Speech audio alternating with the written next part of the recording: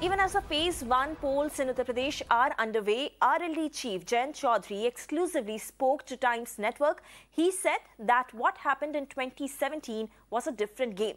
However, this time around, the situation is pretty different. He hopes people see how the last 5 years have been and vote accordingly. Listen in. बड़ा दिन क्षेत्र के लिए है। उत्तर प्रदेश का भविष्य तय होगा। जो फैसला पश्चिमी उत्तर प्रदेश की जनता लेगी उसका प्रभाव पूरे प्रदेश की राजनीति पे पड़ने वाला है।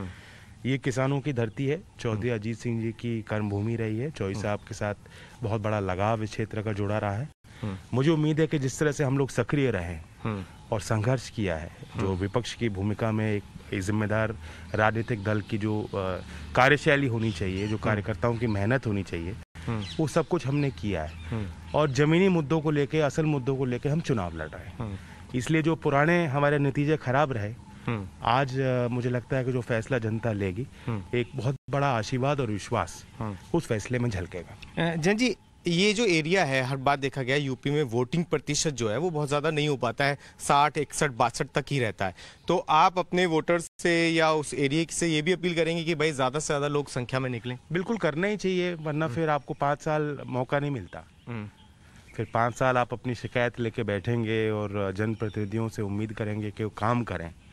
लेकिन आज ही वो मौका है कि आप अपनी पहचान छोड़ सकते हैं। तो अपनी भागीदारी बनाएं और कोविड के प्रोटोकॉल का पालन करते हुए जरूर मतदान करें। जी, लेकिन आज आप भी वोट नहीं कर पा रहे हैं, तो उसे कैसे देखेंगे? क्योंकि ये भी बड़ा सवाल उठता है कि जब आप अपील कर रहे हैं लोगों से कि वो वोट करें और आप खुद वोट नहीं कर पा रहे हैं। क्योंकि सेकंड चरण का चुनाव और पहले चरण में उन्होंने कम समय रखा है। पहला चुनाव 10 को है, सेकंड 14 को है, तीसरा 20 तारीख को है। तो बीच में 2 दिन और कम है प्रचार के। तो आज मेरा कार्यक्रम बिजनौर का है। मेरी वोट मथुरा में बनी है और चारू मेरी जो पत्नी है वो गई हैं वोट करने। लेकिन संदेश तो गलत जाता है, क्या कर सकते हैं। हाँ, तो आप यानी कि बिजनौर में रोड शो और लोगों से मिल रहे हैं, इसलिए अपना वोट नहीं डाल पा रहे हैं। यस, और मेरी उम्मीद है कि मथुरा में गठबंधन जो है 1 वोट से तो ज्यादा से जीत जाए। लेकिन कई बार ऐसा हुआ है जैन जी कि 1 वोट से एक प्रत्याशी हार गया है।